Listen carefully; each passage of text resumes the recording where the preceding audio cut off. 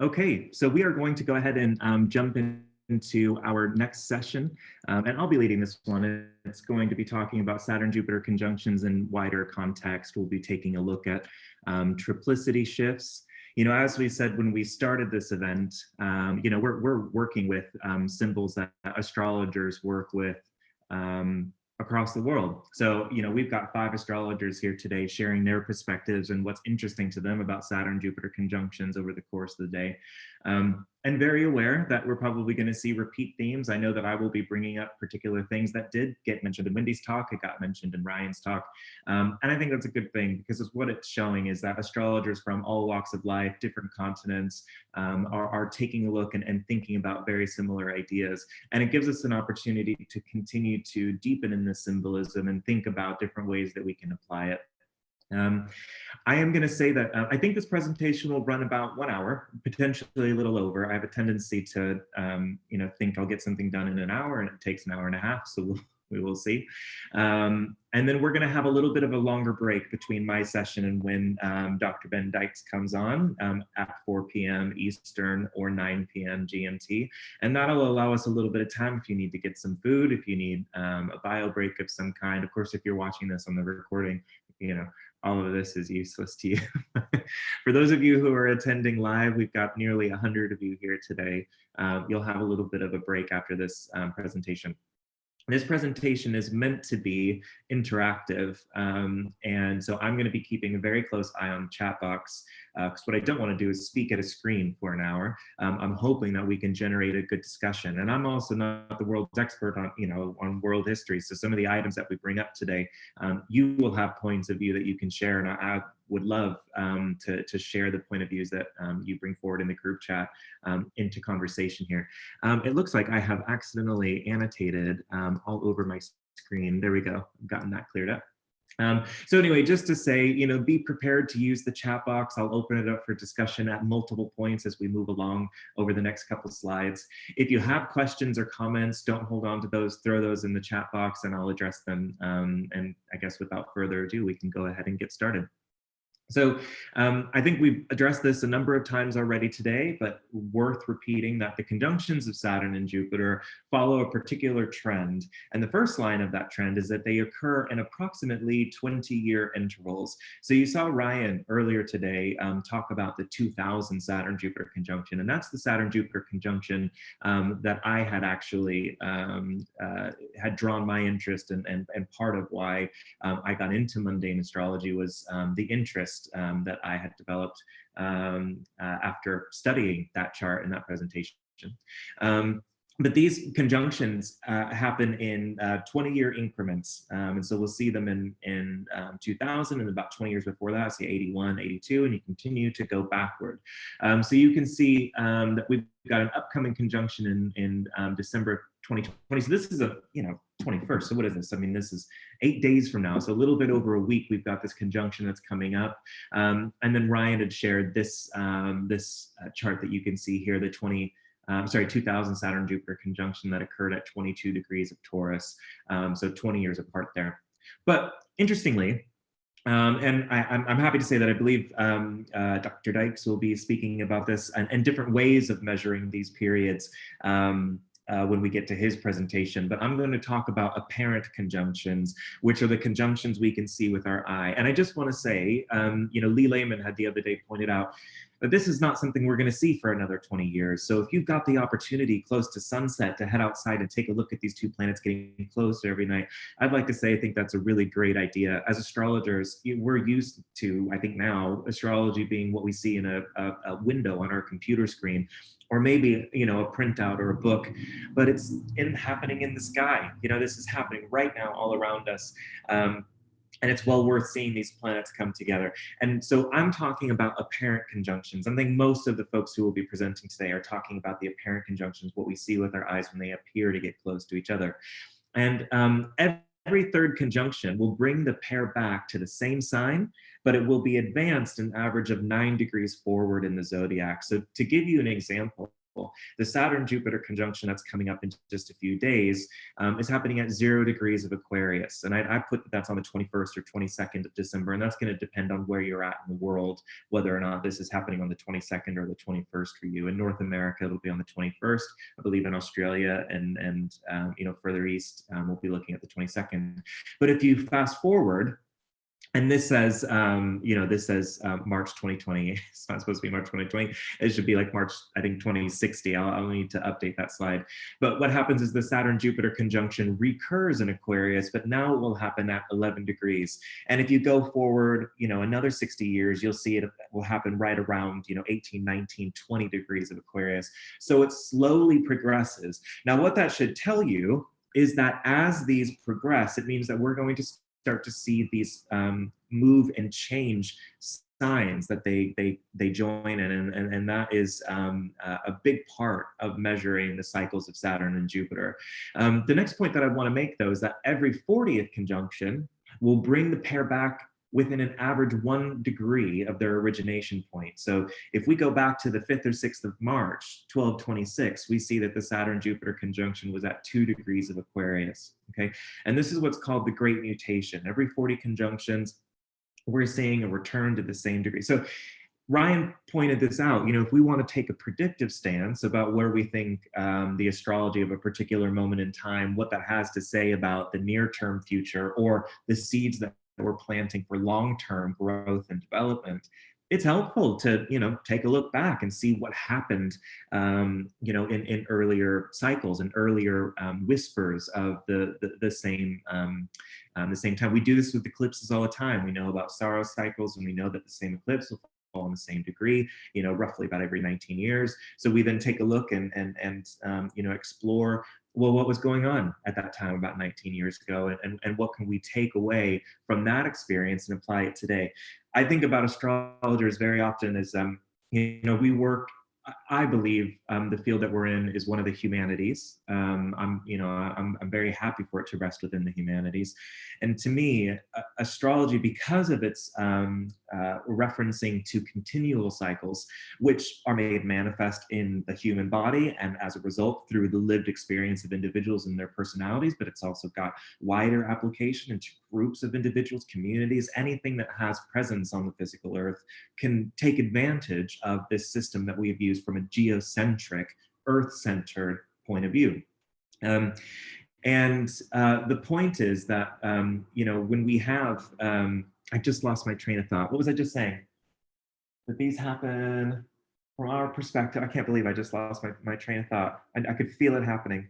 I might have to come back to that in just a moment. But yeah, every 40 conjunctions, these things kind of move forward. Oh, right.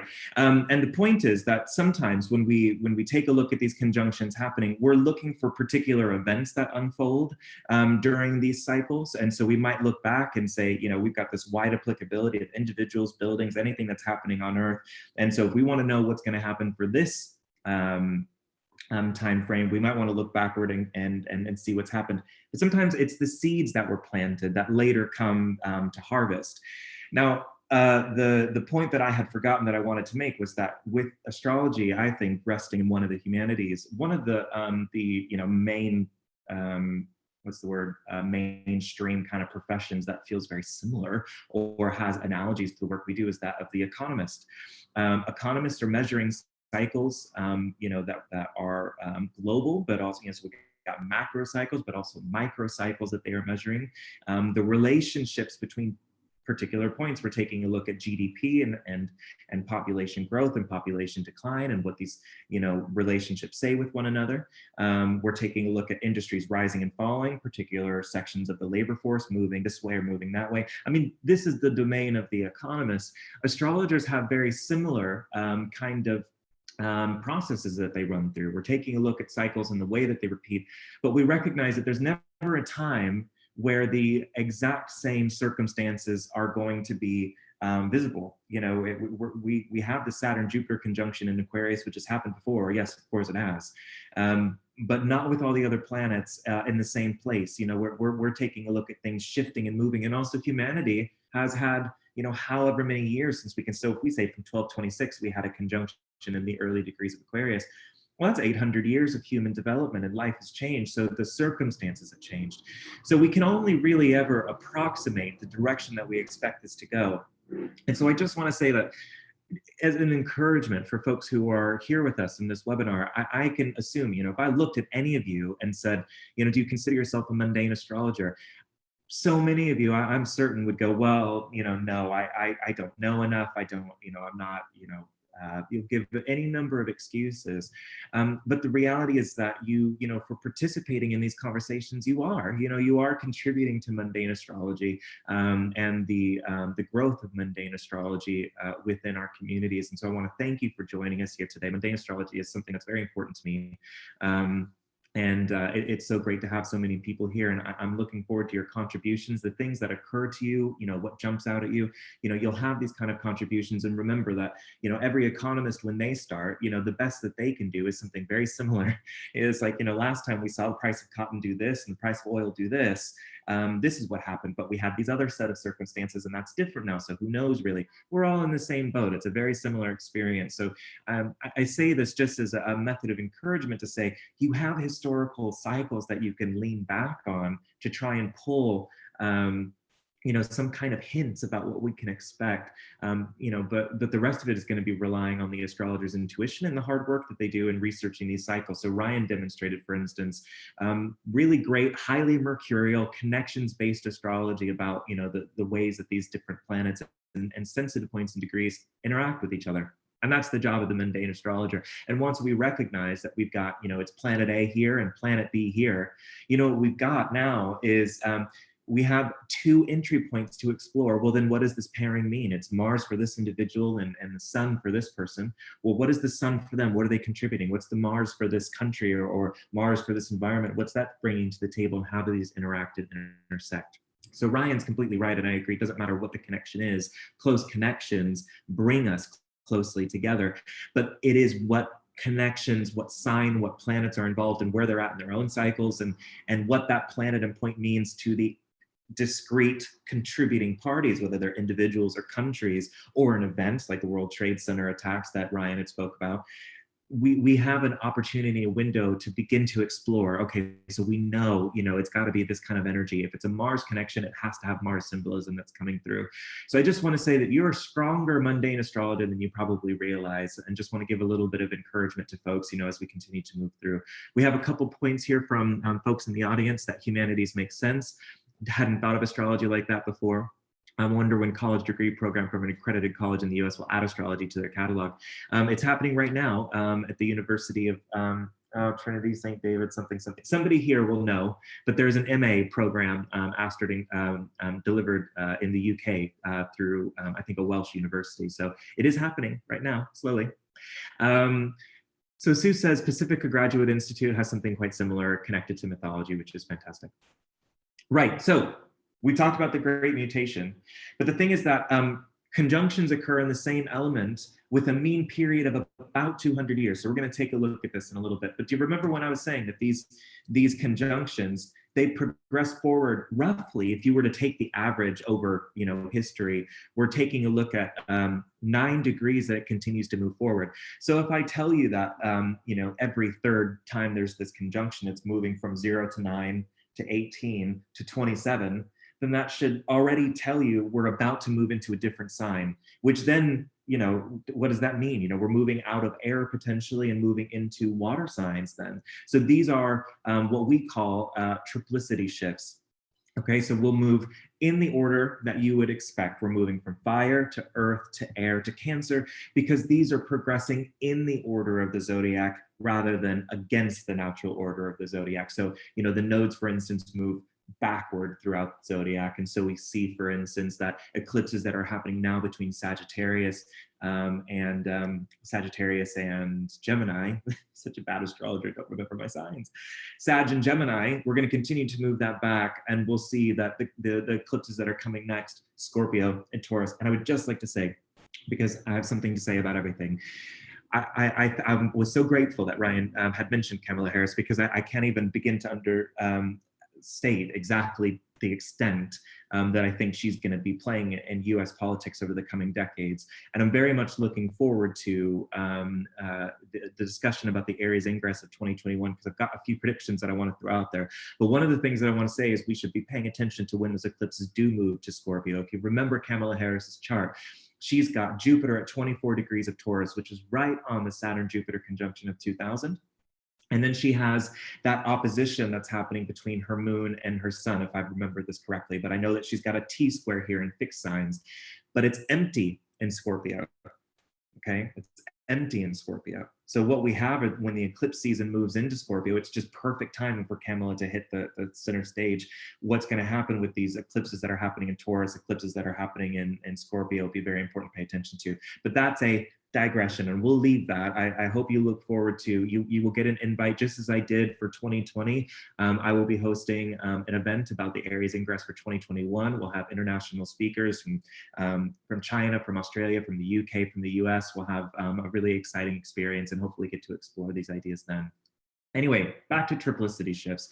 So if we're taking a look at triplicity shifts, I'll give you an example of what this looks like. So we've got the fire signs, earth, air, and water signs, all the way across the top for ease and convenience. And you can see that the first conjunction in the fire signs, if we're using the apparent conjunctions, occurred in 1603. Before that, they would have been in water signs, okay? And you can see that I put in blue here that what happens is we had one, it's almost like these conjunctions sometimes dip their toe into the next element and then they pop back. Because this is, we're dealing with cycles and not perfect circles. We've got orbits that are a little bit elliptical, and the movement is not so exact that, even if Aquarius moves into Pisces, it doesn't mean that Gemini has yet moved to Cancer as these conjunctions recur. So it is sometimes the case, in fact, it is always the case, but that there will be a little bit of a dipping back into the previous cycle before we can move forward. And you can see that here. So let me see if I can just quickly annotate.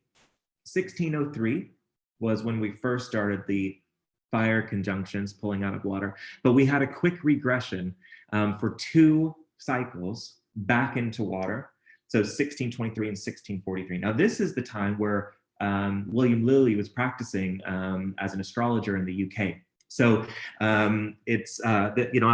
I have a personal emotional attachment to this period because Lilly was born in 1602. So it was just before the conjunction in fire signs, moved back to earth signs for most of his adulthood and his practicing career. So this would have continued up until 1663, and Lilly died in the 1670s. So he has written quite a bit about what it looks like to have started this water cycle, but there to have been a whisper of fire early before. So it's helpful to be able to see, the ways that historical astrologers treated this idea and spoke about this idea. If you want to have an opportunity to see this, I would take a look at William Lilly's mundane writings, which he put in his almanacs.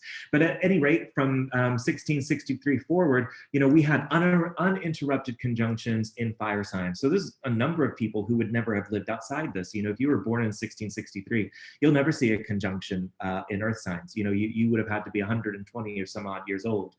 Maybe somebody had lived through this, but I don't know them, and you don't either. So unless you do, if you do know somebody, I definitely want to know about that. Pop that in the group chat. 1802, we saw the pop into earth signs. And I just want to say, we should all take a moment to realize how exciting it is to be a group of people who lived through a millennium change, okay, from the 19s to the 20s, okay, and to be living through a triplicity shift. It will be hundreds of years. We won't see this until we get to about 2159, before we get to, move forward again into water signs. But at any rate, that's what this slide is meant to do, just to give you a clear visual of what kind of time frames we're looking at. So we're dipping our toes in water, we're starting a little bit in earth, but then we're moving backwards, okay? We move, and you can see that this earth 1802, you can see that becomes the very first conjunction of the Earth cycle, but it's a teaser because we still need to return this 1821 conjunction that actually happened in fire signs. Okay. And Athena has shared that in 1821, that was the year of Declaration of Liberation for Greece. That's fantastic. And Athena, I might have to assign you the job now of writing up an astrological treatise about that conjunction and how it had something to do about, Greece's year of Declaration of Liberation. That seems like a really easy connection for you. So that can be quite exciting. So we were in Earth from 1802 to about 2000. Of course, we had a brief period where we dipped our toes back into the air signs. Now we're going to talk a little bit about as we move forward in the next couple of slides, the different kind of experiences that come out of fire conjunctions, earth conjunctions, air and water. We'll have a discussion on that. But I think the point that I want to quickly reiterate is to show that, we can have one conversation and then continue that conversation with there being a little bit of a precursor of what's to come. We'll talk about this when we get to the slides on earth sign or air signs.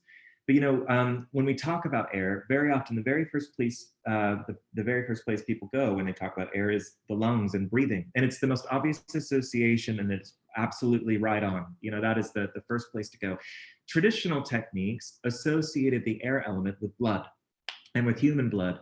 Now, you tell me, think about blood and think about the 80s. Think about the 80s. What happened in the global scene on the 80s? Is there something that jumped out at that time? Yep, HIV and AIDS. Everybody's picking up on it. We had a period of time that was almost entirely defined by, the reintroduction of, crack back out into Black neighborhoods. A lot of that was shot intravenously right into the arm. A reintroduction of the prison industrial complex that we saw actually completely recharged during this period. But also we saw massive disease that was spread through and lived in the blood.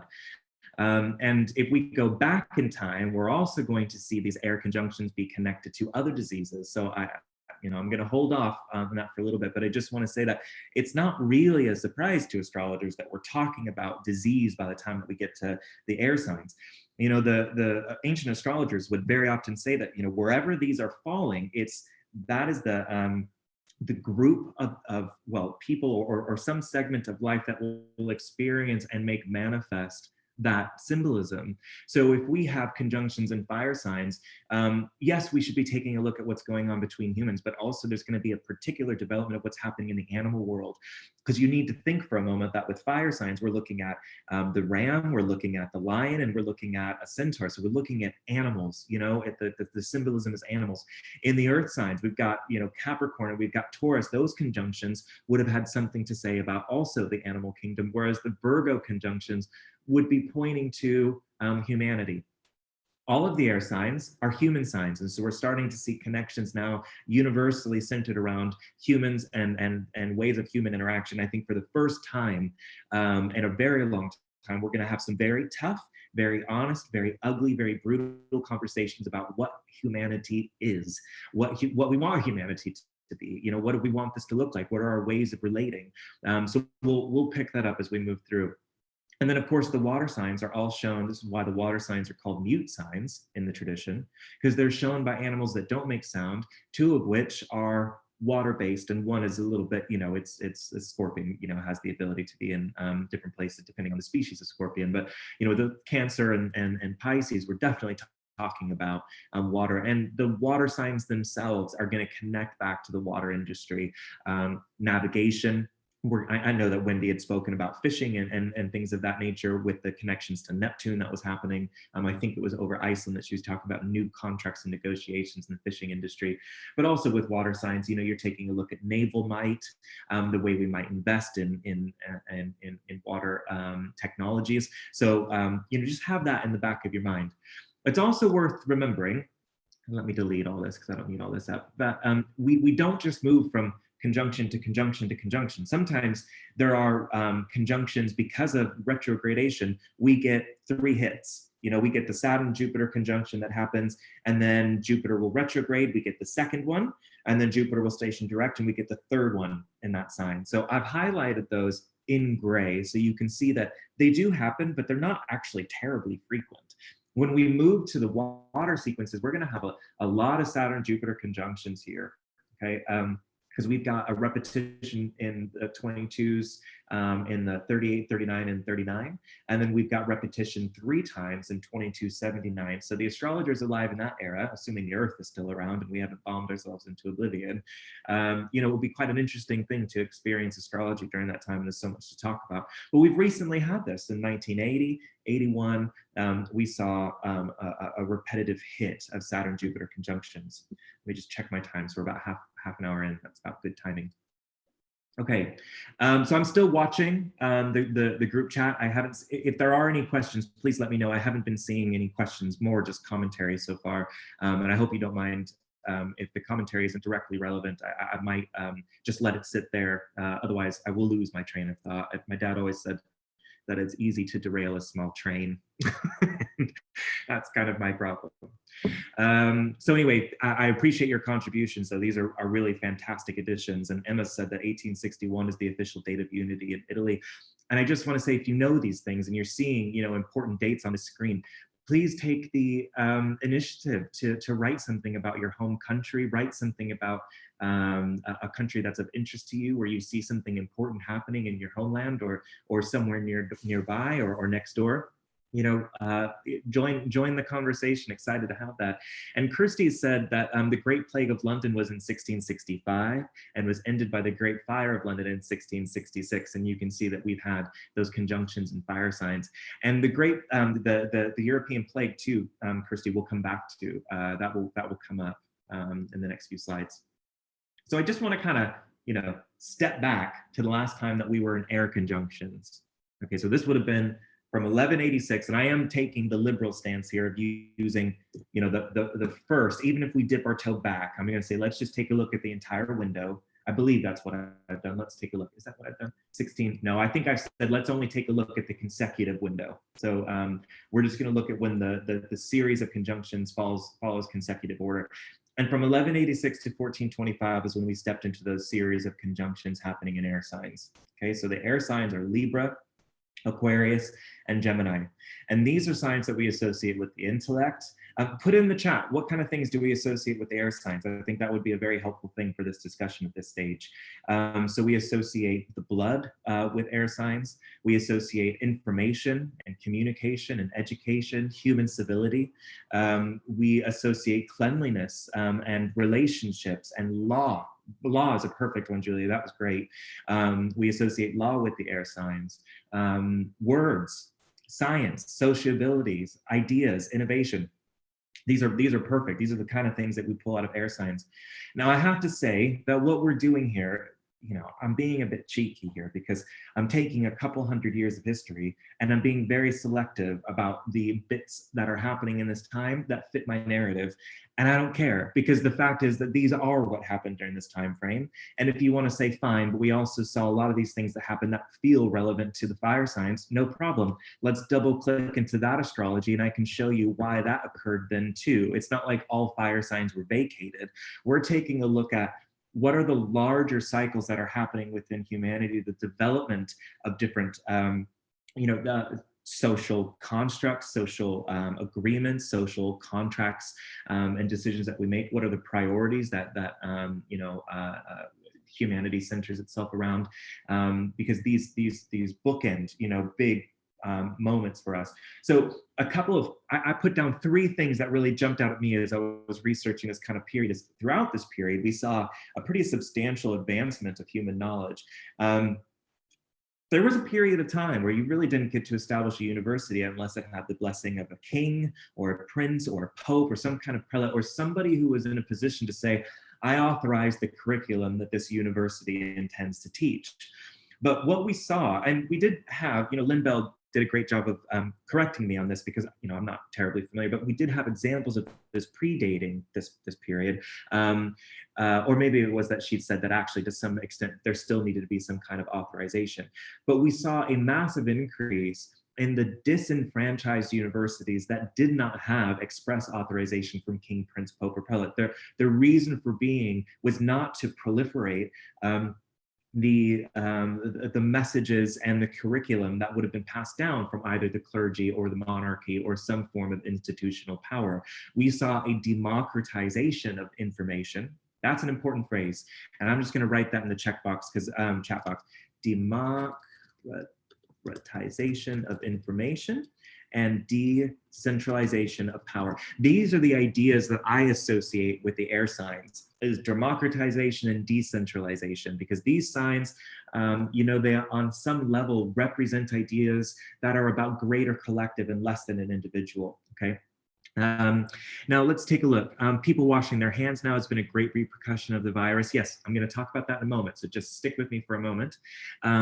Strange at this time coincides with the deep medieval times before the Renaissance. Is it strange, or is that exactly how astrology works? That's kind of where my brain goes. And then maybe more schools with an astrological concentration or a rise of a prominence of astrological study. It's possible. I am really not one of the astrologers who is big on making astrology any bigger. I don't care if it never gets any more mainstream acceptance than what we have today, because I think we have a better job. I think we do a better job of managing ourselves internally as an organization and as a community and I certainly don't trust scientists. I certainly don't trust governments to weigh in on how we can and should not operate. So I'm happy for us to have this kind of discussion internally. Ashley's contributed that decentralization and democratization are huge topics in current discourse right now, and I completely agree. I think that I can't even begin to open up the conversation about where I think this is going to go. Well, I don't know why I say I can't even begin, because I'm going to try actually in this presentation. But it's reaching so many levels, this conversation about access to information, education, and the decentralization of power. It's in every conversation implicitly. Right, so development of books and manuscripts. This was the period where we saw Johann Gutenberg. He was born, and the events leading to the invention of the printing press begin to take shape. Now, this doesn't happen within this period. The printing press happens after this, but my point is that Johann Gutenberg, he was born during this period. So it's important to remember that not every event has to happen within the bookends. An individual is born and takes in the psychology, takes in the organic structure, takes in the cosmic world soul of the moment in which he was born. So if you are born within a certain type of conjunction, you have that as part of your DNA. And you'll have something to say about this. Bloodborne illnesses as well, or those that have some relation to cleanliness of the environment. We have to remember that the humane signs have connections to cleanliness. And to give you an example of, the different ways that this shows up in the astrological tradition, we have in horary texts, they'll say, for instance, if you're looking to buy a property, for instance, I'd like to buy a property, will I be successful? And you open up the chart and you can see that there's an air sign on fourth house cusp, or Jupiter or Venus making an aspect to the cusp of the fourth, or the fourth ruler in an air sign. There's reason for you to believe that that property is clean, has access to moving air, and it's interesting how commonly associated the idea of moving air, sunlight, cleanliness is to the aesthetic of a building. I mean, that's how I got my window open because I just can't breathe anymore of this air closed in my own apartment right now. But that's the idea, is these air signs, they point towards attitudes towards cleanliness and the degree to which air moves. And we saw the Great Plague introduced within this period, and it claimed an estimated 75 to 200 million lives across Europe, and 100 million in London alone. That was a quarter of the population. I mean, I can't even, 1 out of every 4 people, 1 out of every 4, that's how widespread this plague was. And to give you some kind of context, COVID has claimed the lives, I believe the number is somewhere about 3% of the population. Somewhere, maybe it was 1 to 3%. I can't remember where my numbers estimations have come from. That was probably all the way back in April and maybe completely out of date now. But the point is that we're talking about a massive different scale here. So these were, the different elements of things that have transpired during this time. Are you, folks in the audience, I mean, do you have any other events or major, trends that you remember from this time period that are of interest to you that you want to talk about or would want to have mentioned? It's okay if you don't. We got plenty more slides to go through. So, energy from wind. Was this when the windmill was invented? I actually don't know. That would be an interesting thing to find out. No, you're right, Sonia. London didn't have a population of 100 million, but it was 100 million over the span of a certain amount of time. So it was 100 million people over certain number of centuries, and that's how many over the time. And also, there are a lot of different competing accounts about exactly how many people died. You can see if we're estimating from 75 million to 200 million, there's a really wide margin of error there. So we've got some contributions like Templars and the Crusades, Renaissance and Enlightenment. These are all great additions. So now we move, when we get into the mid 1400s, into the water signs. And what was interesting to me, I mean, I cheat. I want to let you know that I cheat. I go on Wikipedia and I say, just show me everything that happened in the 15th century, 16th century, 17th century. I'm not looking at every single encyclopedia. I just don't have the bandwidth or the patience with myself, really.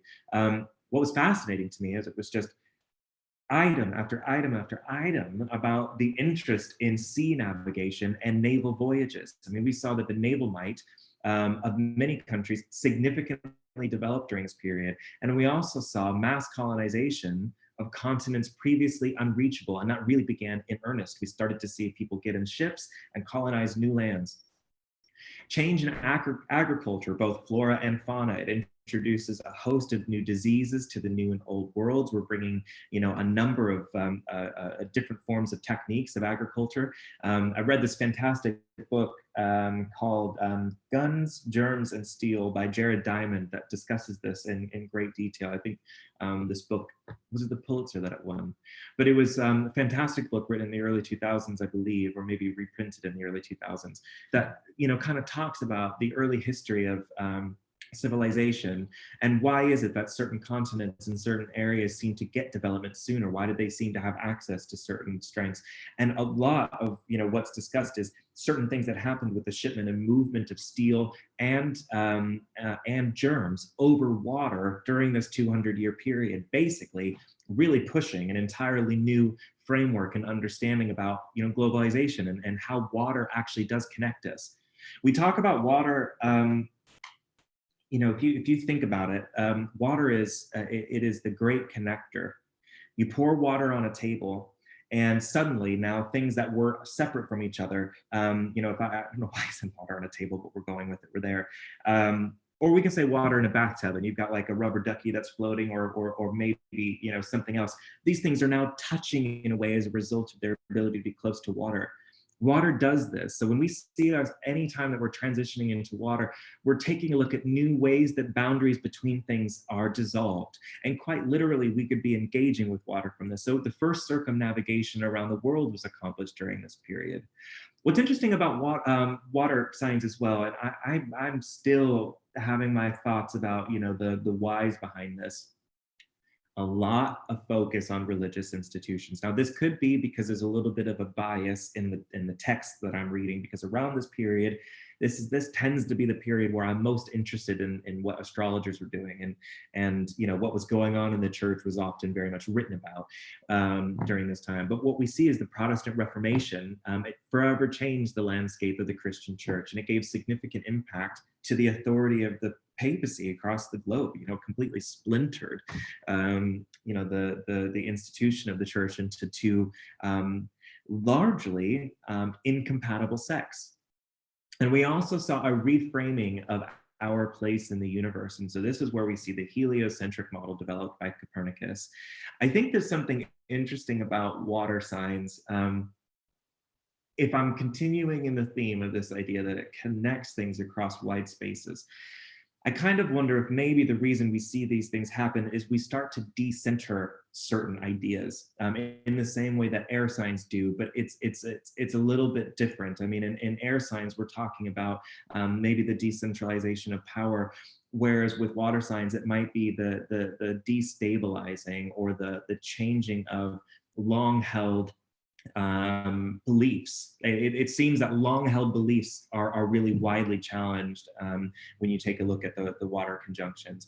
And I'm not sure if the association is as easy as saying, well, mysticism, water, I mean, like that feels a little bit too easy for me. But it's an interesting thing that I would like to dedicate some time to looking into. But if you have any thoughts or ideas on this, please share it in the chat box. I'd be more than happy to give those ideas airtime. So just taking a look at what's been said here. Let's see, let me scroll up and see. Cesar has shared that about books. I mean, I think we're turning back just to the air cycle. Oldest known printed book was in the Tang Dynasty, China. Interesting, it was under a Sagittarius Jupiter Saturn conjunction, so the fire signs, but it's in the air signs where this knowledge of book printing gets shared big time. That sounds about right to me, Cesar. You know, and think about the fire signs as well. I do often think about this being the rise of the East. And we see certain institutional power coming out of the East. And I don't know if that's just, you know, my association with red and thinking about, but largely I think about fire's association with philosophy and the great philosophy that if we're decentralizing European thought as, you know, being the center of philosophical world, which it isn't, it just is in the West. Competing and very, very, very interesting, challenging, important ideas are risen out of the East, places that are East to us. The philosophies that are coming out of India, philosophies coming out of China and East Asia, and Japan, coming out of Korea, coming out of the Indonesian islands as well. I mean, there's a lot there. So to me, that seeing that book written, The Fire Signs, you know, this you know, emphasizing of a China being in the air signs, now we're publishing these ideas more widely. It's an interesting thought. Let's see. I watched a mini movie about this astrologer John Dee to Queen Elizabeth, who suggested she develop naval army and coined the term the British Empire. I would not be surprised if John Dee was actually relying on this exact astrology, you know, that we're dealing with great conjunctions in water signs. One, the technology was there, you know, we're there now, it's that time, but we're you know, as an astrologer, if you're seeing we've got consecutive conjunctions, this is when you've got the most wind behind your sails on a global, oh, that's a nice metaphor, wind behind your sails, mind the pun, to get naval might on the map. And Athena shares that what happens during the period of the conjunctions, it's like a seed for the time to follow. And yes, the Renaissance then follows exactly that. That's perfect. 1399, Sonia says that marks the Neptune-Pluto conjunction. So that's a 500-year cycle. Yes, I have not studied Neptune-Pluto conjunctions. I'll just be honest with you about that. So I don't have much I can share. Yes, we do see pilgrims, you know, navigating from the old world to what was termed the new world during this period. But it becomes, you know, tough right off the bat. You know, it was not an easy transition. And so if you can see we're transitioning out of water into fire signs, I think we're going to start to see exactly what you would expect. So hold on to your hats for that. Ashley says things we can't put into words tend to fall under spirituality. And I think that is one of the most poignant sentences I've read today. I really like, thank you for that, Ashley. I feel like you've made us all smarter by sharing that. So that's a really great way of wording that. And I think I'll hold on to that phrasing. That's quite nice. Lydia says that I come from one of the colonized regions, Macau, and that was colonized between 1557 and 1999 in South China. It's also the earliest beginning of widespread Christianity in the Far East and one of the earliest hubs. That's a great contribution, thank you. And then Athena shares that a great revival and upgrade of mysticism during the period of the water conjunctions. 100%. Yep. All right. Now, fire sign. I hope there's no shocks here. I mean, this is the fire sign. You know, I've got fire all over my chart. I am a fundamentally choleric person, so I could talk about anything happening in fire all day long because it feels so innate to me. But when I look at this, I just think, well, of course. I mean, anybody could have guessed these things. In the conjunctions of fire signs, we're looking from 1663 to 1842, okay? Lots happened, and now we're getting to a period that's a little bit closer to our own, so it's easier for us to call on some of this this knowledge a little bit because it's nearer to us. But we see the affairs of monarchy challenged, okay? The English Civil War and Restoration. English Civil War is a big one. You know, to me, this battle between, you know, will there be monarchy or no monarchy? And in the end, the monarchy does prevail.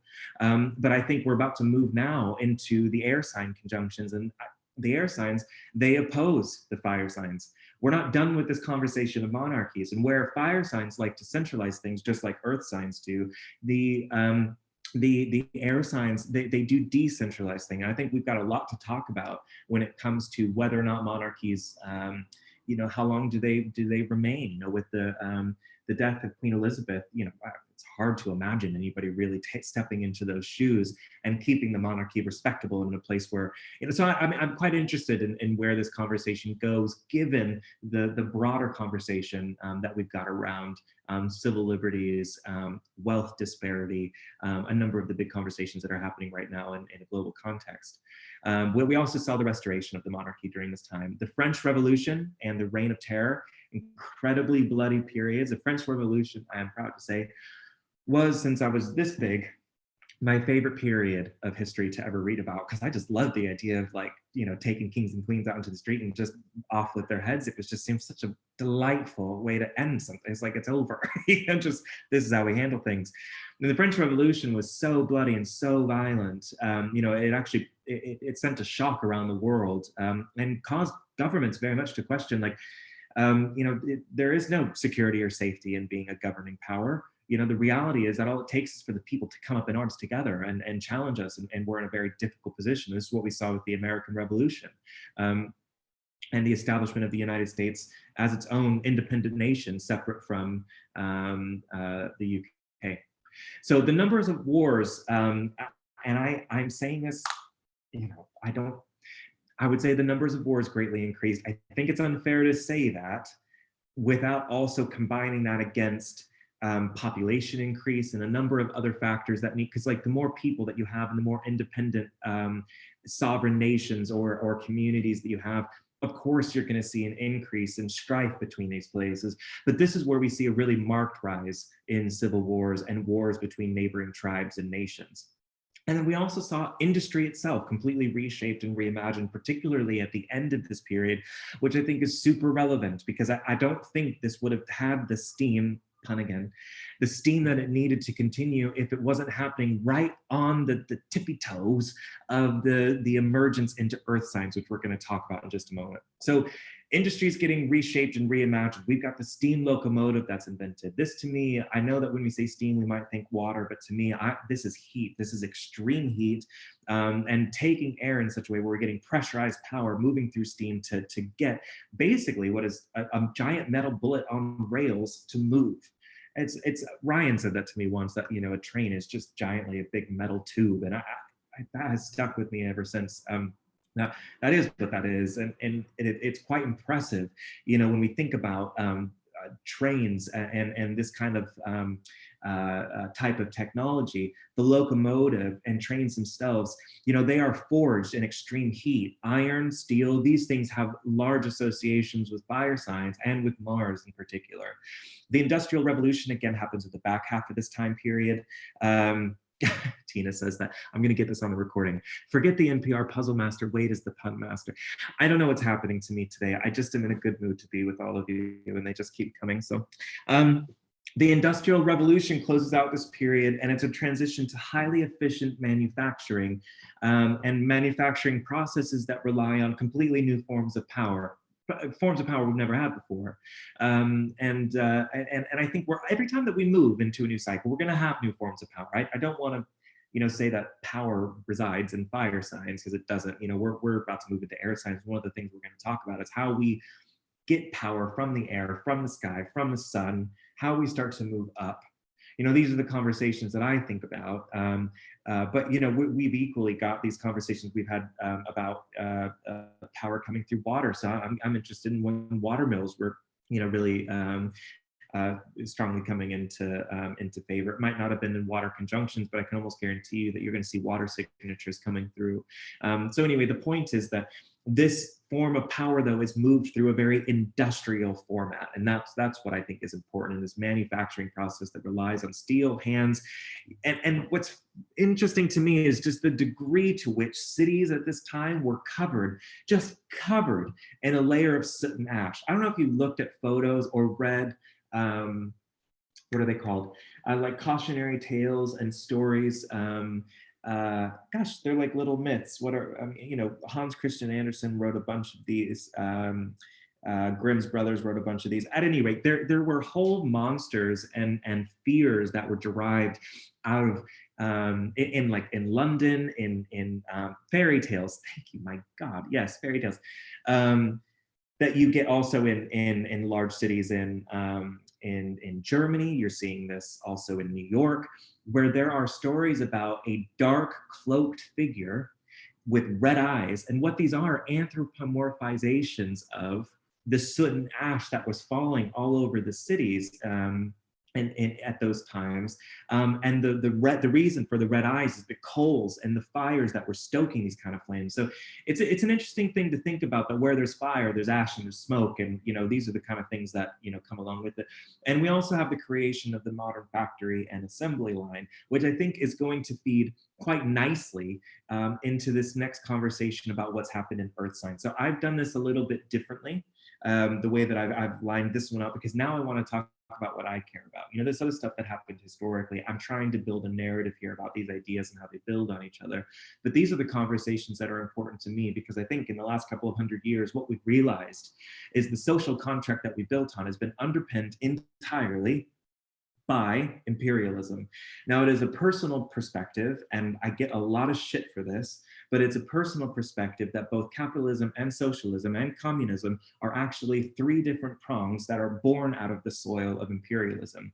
And until we can completely get rid of this idea of imperialism and the requirement of there being a pyramid hierarchy and social structures, which that's a tough conversation to have, because humans naturally put themselves in triangle shapes in this kind of hierarchy. It is so ingrained in our nature. This is what creates systems like imperialism.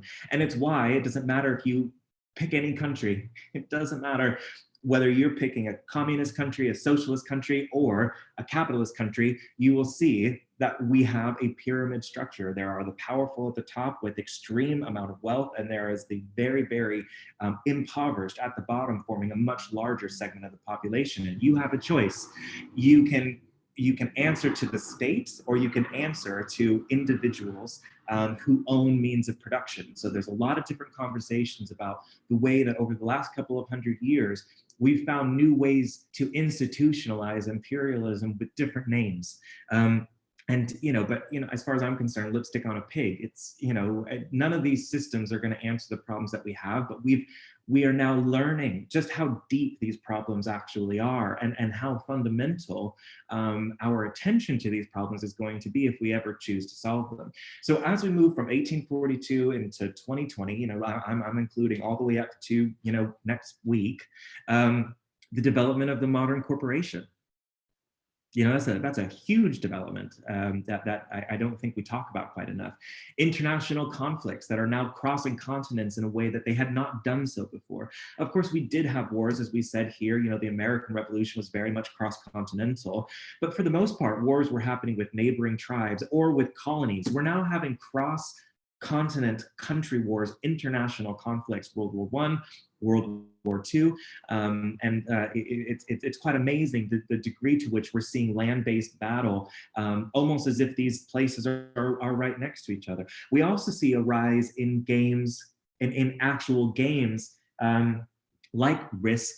There's this game called Something in Allies, Axis of Allies or something like this. Is a game where you actually are playing these battles out, and they're entirely built around the game economics are built around the way that the earth tiles are actually moved and set up, and where you are placed, and the degree to which the environment around you supports your efforts for world domination. I mean, this is the story and the narrative we've continued to tell ourselves, even in our own forms of entertainment.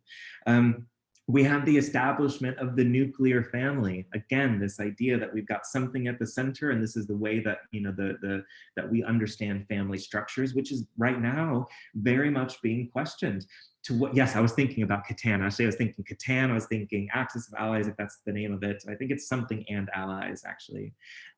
Risk, all of those kind of games. Monopoly, we could put in this category. I mean, all these kind of interesting. Anything that has to do with land and real estate. It was such a huge part. Sin City, Civilization. There's just so many games that are built on land, the accumulation of land, the accumulation of power.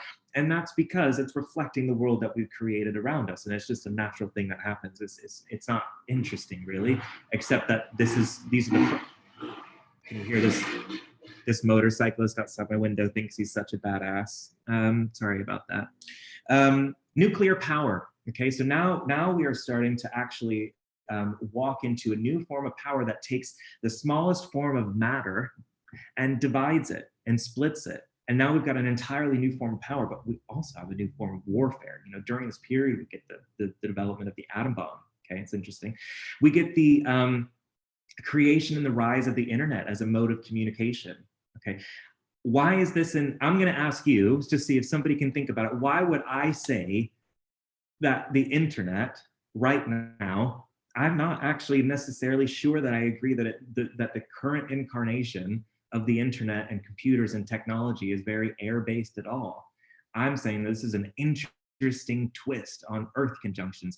Does anybody have any thoughts on why I might say that? Because maybe I'll learn something, maybe you'll think of something. Athena says it makes the Earth one. Yes, I'm actually thinking even less ethereal than that, something quite literal. Where is information stored right now?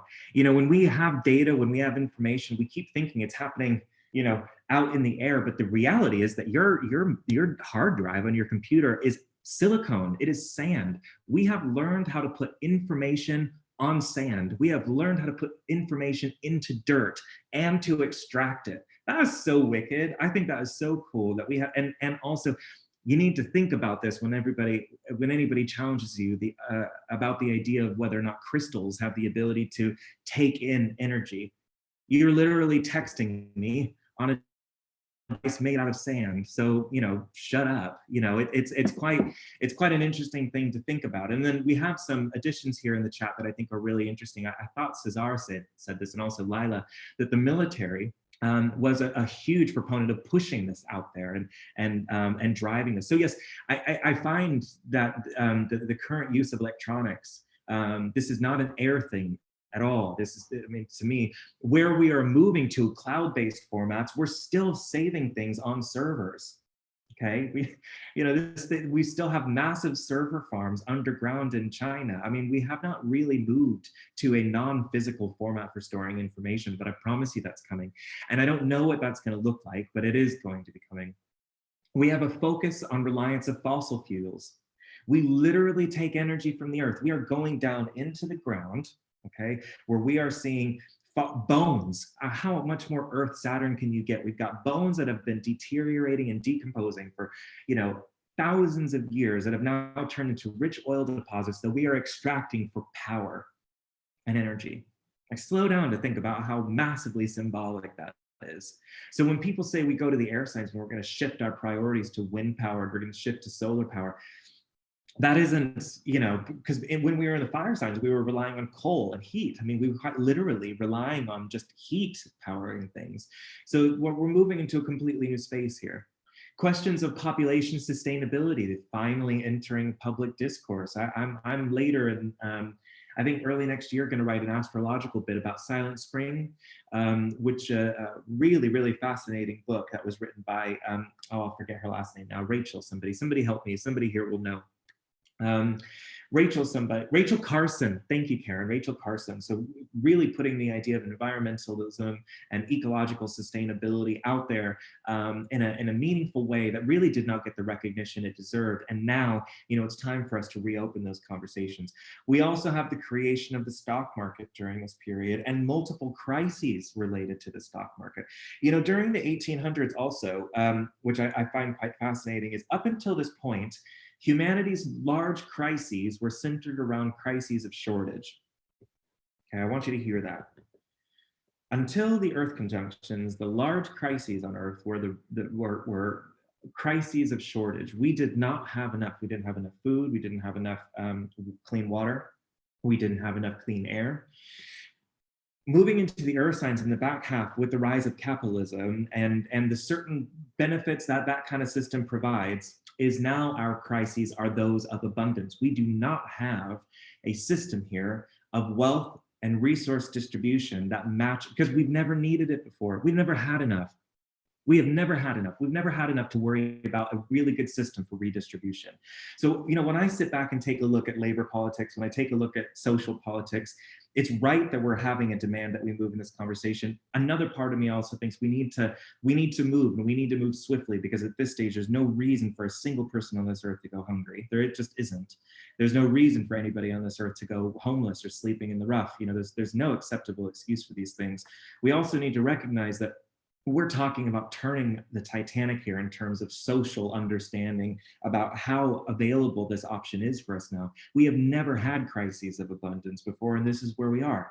The US produces so much chicken every year that we actually destroy most of the chicken we produce. I don't know if you know that. We destroy most of the chicken that we produce because we can't sell it fast enough. We can't sell it to Mexico. They don't want it. The UK does not currently have a deal because of the way that the US chicken is treated with hormones and the way that it's developed and grown.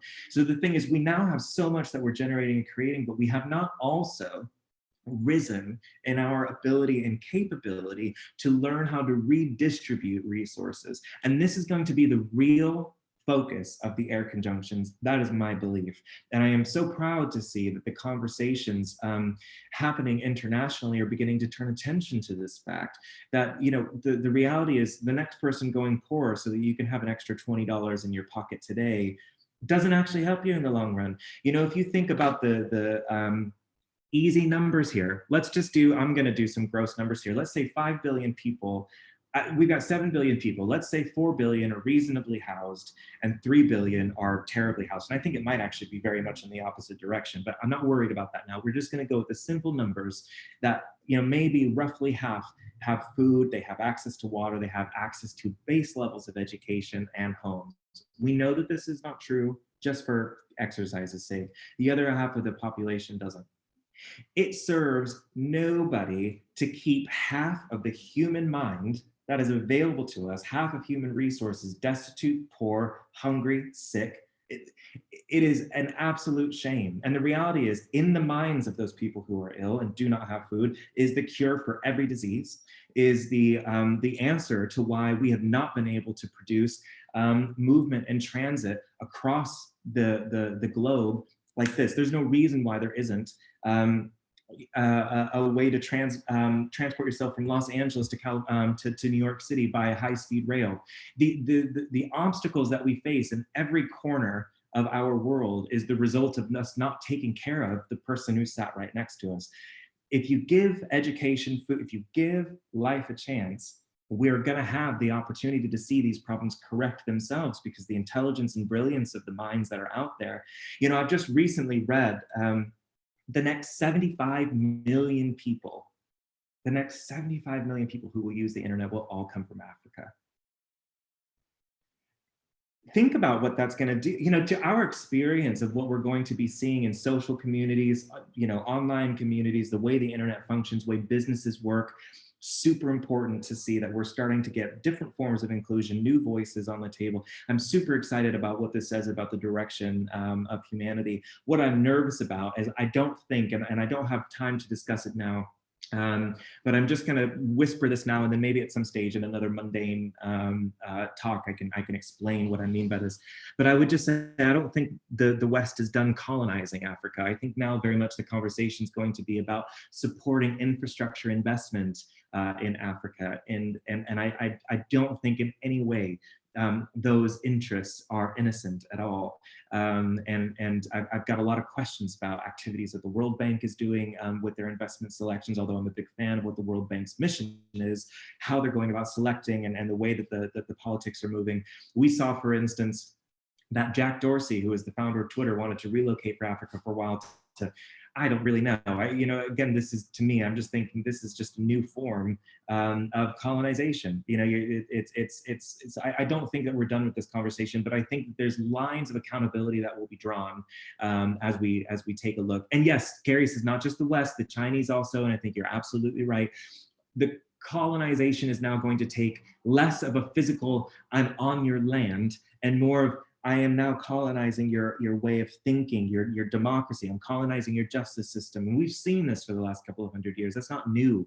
But the way that this is actually getting baked into technology, technology that already favors Western Eurocentric thinking. So anyway, these are ideas that I've got out there that I'm interested to see, what other people think about these ideas. And but there's astrological reasoning for me, kind of putting that out there, and I'll have to turn to that at some stage. But also currency manipulation as a form of economic bolstering becomes a commonplace. We really did not have universalized currency before these Earth conjunctions, and the ability for you to be able to say, let me take, this currency and change interest rates, change the way that these two currencies are actually in relation to each other. Now suddenly we've got economic bolstering that's going to move us through the circuit. It is it is a really interesting kind of conversation to think about the fact that we have moved to centralized currency. And this opens us up to, what do we expect when we move into these air sign conjunctions? Because, am I now 90 minutes in? When did I start? I started at 30 after, didn't I? So I'm only an hour in. Perfect. Cryptocurrency. If you think about blockchain, I know that a lot of people are not going to be familiar with what blockchain is, so I will give you a super high level understanding of what blockchain is. But when I think about currency change and currency move, blockchain is the first thing that comes to mind. Now, blockchain, what that is, it's an entirely decentralized way to transact. Okay, it's a decentralized way to transact, and it does. It's very complicated the way it does it, and more clever people can explain this more simply than I. But it essentially what it does is it establishes a record. I get a copy of the record, you get a copy of the record, and then there's another copy of the record. And every time a new transaction happens, the original transaction stays and a new transaction gets added. So we end up with multiple chains where a copy of that transaction ends up in thousands of places by the time that you continue down this chain. What that means is it gets very difficult, if not impossible, to make fraudulent transactions because there's a record of the original transaction that exists in different places. So I think lines of accountability through blockchain is going to be interesting. However, we are building blockchain technology on current computing parameters. Blockchain requires a very, very complex method and process that is actually ecologically quite damaging and harmful. If you were to go online to take a look at the energy cost of blockchain, it's astronomical. And quite scary. There's one website that tells you, like, for one blockchain transaction, how long can a city be lit? And like one transaction, I think it was something like there was the city that the lights in the entire city could be powered for like 8 minutes or something.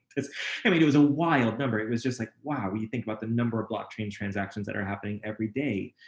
The thing is, it's a lot of computing power to create these records in the way that they're being created. The second that we develop quantum computing, which is happening at an exponential rate and actually will allow computer processing power to happen at an exponential rate, my friend and colleague and confidant and mentor in many ways, and general bestie, Paul Kiernan. If you're not familiar with him, you should be. He's a wicked astrologer and one of the best symbologists that I know.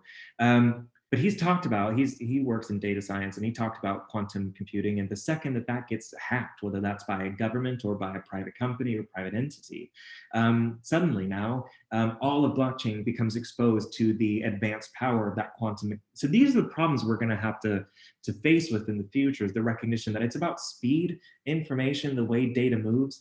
I had made this point in Wendy's talk that I think a large conversation we're going to need to have as we move into 2020 is, and into the air conjunctions in general, is what is our relationship to data? Who owns it? Do I own my data? Do I own my likeness? Does the government own it? Do you learn that? Sorry, does a private company own that? That right now is in a huge gray area, and it's not really being tackled at this stage. What's interesting for global economies is to think about how we reconcile that idea, because what happens now is, if I were to go to a bodega on my corner, I buy a sandwich from the bodega. The bodega sells it to me for $10. They have to pay tax back to local, state, and federal government. Sorry, guys, slow down. Local, state, and federal government. And that's where that taxation goes, because the transaction happened here in New York City. But where is this data? Where does it live? The reality is some of these servers can be stored on the island of Crete, as far as we're concerned, or they can be on Chinese servers, they can be in Istanbul, they can be in South America, or they could be here in the US. But imagine, for instance, that I'm a company that operates here. I've got my data servers here, and the individuals that I'm tracking are in another country altogether. The buying patterns of these people, their shopping patterns, what they take a look at online. This is how I make my money. I'm in advertising. Where is that value being generated? Is it being generated where the person lives? Is it being generated where the business is actually established? Is it generated where the servers are?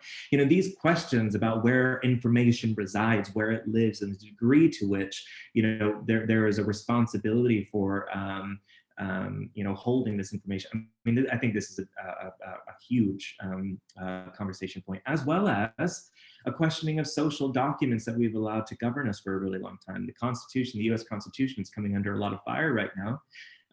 At the time it was written, Black people in the US were not considered human. They weren't considered citizens. They were considered property. So in what way can we say that that Constitution upholds modern values? Now, there are some who look at the Constitution and say, well, what we do is, we reappropriate what some of these terms mean, and we realize that we are reclassing, what these phrases mean. But, that kind of activity already in and of itself begins to open up new questions about, why we need to go in that kind of direction. So we also have conversations. Sabrina's just mentioned what this could mean for the Supreme Court. We already know that the conversations leading up, and I think that's a good point, Sabrina, because Joe Biden has refused to take a stance about whether or not he intends to stack the court. We've got 9 justices now that is leaning toward a conservative court. My perspective on this, and it's not fully informed, but it's just the court is the court, and it's conservative today, and at some stage it can and will change, and that's the way that it's structured. But there are some arguments that will just add another judge. There's no reason you can't add a 10th judge. But my mind goes, well, okay, well then what's going to stop the next person from adding another 2 judges? So now we're at, we went from 9 to 10, and now we're at 12. So I'm not, I struggle a bit to understand how that solves anything until we get a Supreme Court that's as big as Congress, which would be an absolute nightmare. I do think there's something valuable in keeping the Supreme Court kind of focused. As an astrologer, I kind of wish there were only 7 justices up there. But having 9 means that we've got all the planets but Pluto represented in a way. Pluto's a planet. Maybe Pluto can be the actual court itself. But anyway, I think I'm right up against time now. I did want to say that the next stage of this conversation would have been taking a look at the right. I'm just going to skip that. Take a look at the Saturn-Jupiter conjunction that's coming up for 2020, but we have a panel that's going to be discussing this later on this evening. So there's no reason for us to necessarily have to go into this right now. And I think we'll kind of hold that. Hopefully what I've done is I've given you enough food for thought about the triplicity shifts, and remembering that Saturn-Jupiter conjunctions, they have wider applicability than just 20 years, but particularly this one. This one is happening, you can see it here, this one is happening on the winter solstice. If you're in the Northern Hemisphere, the winter solstice. So what we have over the next few months, actually, if you're a mundane astrologer, you'll be familiar with the sun's ingress into cardinal signs set the stage for what happens over the next 3 months. But we actually have the Saturn-Jupiter conjunction happening like within the same 24-hour period. So, your brain immediately begins to think the next 3 months now are going to become a preview, and it's going to get nasty. It's going to get weird. I don't think it's going to be, particularly easy for us at all internationally and globally as we take a look at the next 3 months. Democracy very much being, challenged and pushed with, what's going on in the US. But anyway, the point is that over the next 3 months, we'll get a little bit of a taste as to what not only the next 20 years of the Saturn-Jupiter cycle is going to be, but also a window into how we are ushering in a whole new 200-year cycle. Okay, so you are living in some pretty fucking awesome times, and I hope that you take that in and recognize what an amazing time to be an astrologer. And I'm excited to be sharing all of this with you, and thank you so much for joining. So next, super excited to share this. And I just want to say, if you're not familiar with me or my work, you can find me wavecaves.com. This is my email address, hello@wavecaves.com, all here.